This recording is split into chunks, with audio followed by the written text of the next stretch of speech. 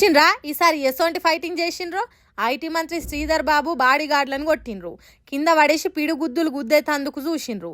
కొందరైతే మీదికే ఉరికి గుడ్లూరుమే తట్టు చూసిండ్రు.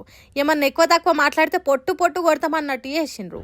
పాపం మంత్రికి రక్షణ ఉండేతానికి వస్తే వాళ్ళ రక్షణకే దిక్కు లేకుండా చేసిండ్రు కాంగ్రెస్ వాళ్ళు.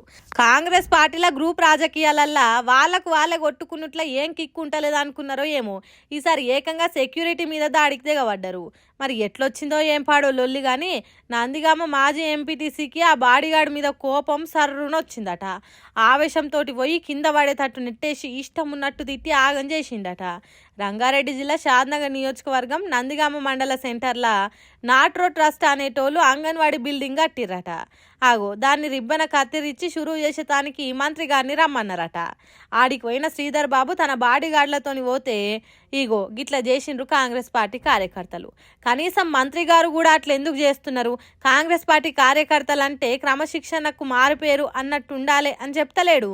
అంటే వాళ్ళు ఎవరు చెప్పినా వినరనేది శ్రీధర్ బాబు సాబుకు తెలిసే ఎవ్వలని ఏమనలేదు కావచ్చు.